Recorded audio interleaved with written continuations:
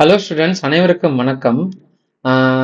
இப்போ இன்னைக்கு நடந்து முடிஞ்ச 12th எக்ஸாம் பார்த்தீங்கன்னா ரொம்பவே ஈஸியாக தான் இருந்துச்சு. நிறைய மாணவர்கள் எங்ககிட்ட வந்து நாங்கள் படித்த கொஸ்டின்ஸ் எல்லாமே நீங்கள் கொடுத்ததுலேருந்து வந்துச்சு அப்படின்னு சொல்லிட்டு கமெண்ட் பண்ணுறாங்க. நம்ம இன்ஸ்டியூட் சார்ந்த பசங்களும் சரி, வெளியே இருந்த மாணவர்களுமே சரி.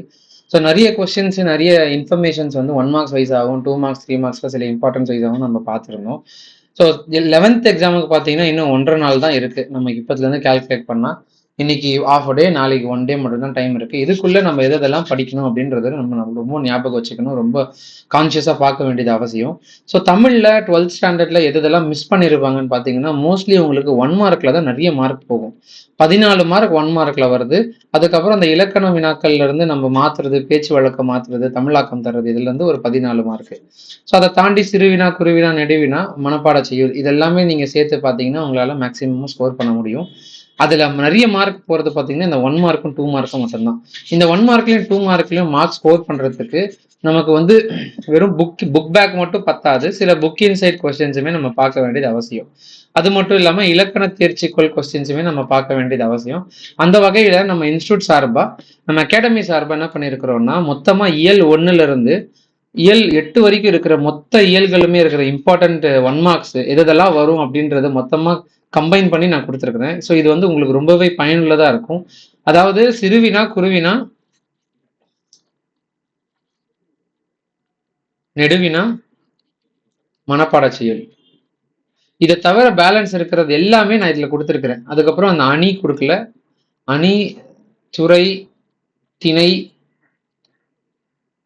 நயம் பாராட்டல், இதை தவிர பேலன்ஸ் இருக்கிறது எல்லாமே நான் கொடுத்துருக்கிறேன். ஸோ இதுல இந்த ஒன் மார்க் 2 மார்க்ல இதெல்லாம் கம்பைன் ஆகுதோ, சிறுவினா குருவினா தவிர பேலன்ஸ் எல்லாமே நீங்க இது படிச்சாலே போதுமானது. நியர்லி உங்களுக்கு 32 பேஜ் வரும். இன்னைக்கு ஒரே ஒரு ஜஸ்ட் ஸ்லைட் பண்ணி படிச்சாலுமே போதும்.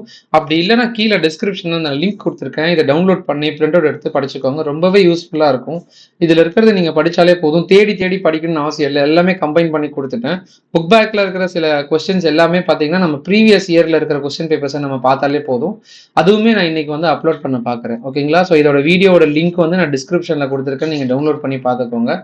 இப்போ இதுல பாத்தீங்கன்னா எப்படி நான் மென்ஷன் பண்ணி கொடுத்துருக்கிறோம்னா, இயல் 1ல சரியான விடை, அதாவது இலக்கண தேர்ச்சிக்கோளோட சேர்த்து, ஓகேங்களா?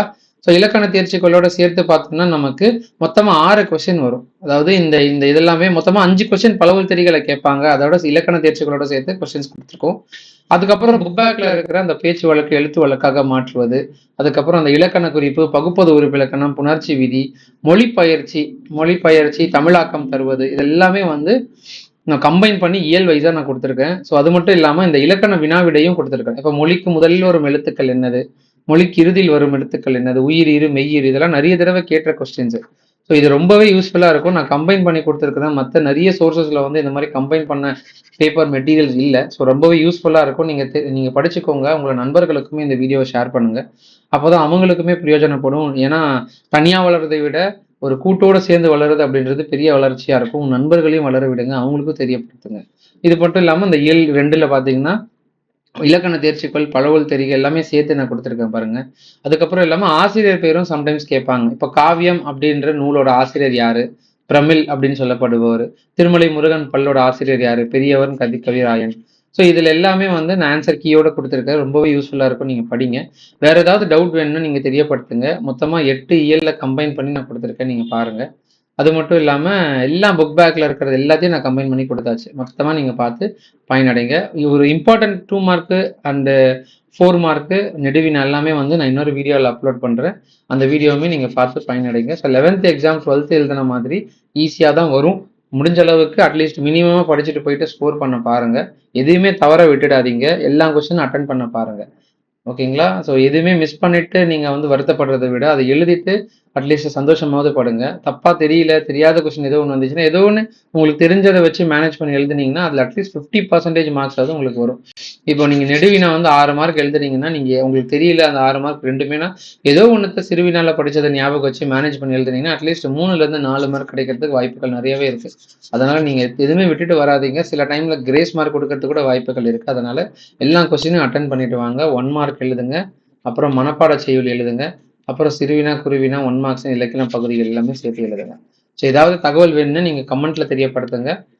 ஓகேங்களா? வேற ஏதாவது இன்ஃபர்மேஷன்னா இந்த நம்பருக்கு வாட்ஸ்அப் பண்ணுங்க. 9043334150 நம்பருக்கு வாட்ஸ்அப் பண்ணுங்க. நான் தான் உங்களோட சதீஷ். என்னோட பேர் சதீஷ். நான் தான் உங்களுக்கு இந்த நம்பர்ல ஆன்சர் பண்ணுவேன். ஸோ வேற ஏதாவது டவுட்ஸ் இருந்துச்சுன்னா நீங்க இந்த நம்பர்ல தெரியப்படுத்துங்க. அடுத்த வீடியோல உங்களை சந்திக்கிறேன். நன்றி.